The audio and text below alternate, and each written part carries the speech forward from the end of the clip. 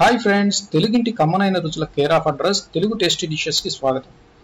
ఈ రోజు మనం south Indian classical recipe chicken Chettinad ఎలా చేయాలో చూద్దాం. ముందుగా 1 కేజీ చికెన్ ని శుభ్రంగా కడిగి తీసుకొని అందులో ఉప్పు, కారం, పసుపు, అల్లం వెల్లుల్లి పేస్ట్ వేసి కలిపి హాఫ్ అన్ అవర్ పక్కన పెట్టుకుందాం. ఈలోపు ఒక ప్లేట్ లోకి కొంచెం ధనియాలు, ఎండుమిర్చి, నల్ల మిరియాలు, జీలకర్ర, 2 ఇంచెస్ దాల్చిన చెక్క, 6 లవంగాలు, 2 యాలకులు తీసుకొని స్టవ్ పైన బాండిల్ పెట్టి మసాలా దినుసులు వేసి మంట సిమ్లో పెట్టి మాడకుండా వేపుకోవాలి.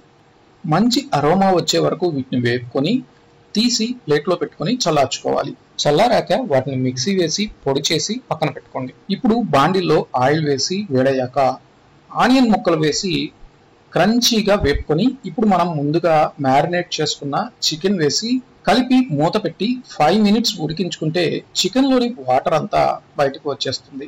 ఇప్పుడు 2 టమాటాలను మిక్సీ వేయగా వచ్చిన టమాటో ప్యూరీని వేసి మూత పెట్టి 2 మినిట్స్ మగ్గనివ్వండి. నూనె పైకి తేలే వరకు మగ్గించుకొని మనం మిక్సీ వేసుకున్న మసాలా పౌడర్ చల్లి చక్కగా ముక్క విరగకుండా కలుపుకొని మూత పెట్టి 1 మినిట్ మగ్గించుకున్నాక కొత్తిమీర చల్లి దించేయండి. గుమగుమలాడే అరోమాతో చికెన్ చెట్టినాడు రెడీ.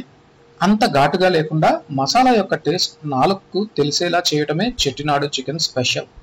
ముద్ద నోటి దగ్గరికి రాగానే నాసికా రంధ్రాల ద్వారా మసాలా స్మెల్ మెదడుకు చేరి నోట్లోని లాలాజలం ఊరేలా చేయటమే ఈ చెట్టినాడు మసాలా స్పెషల్.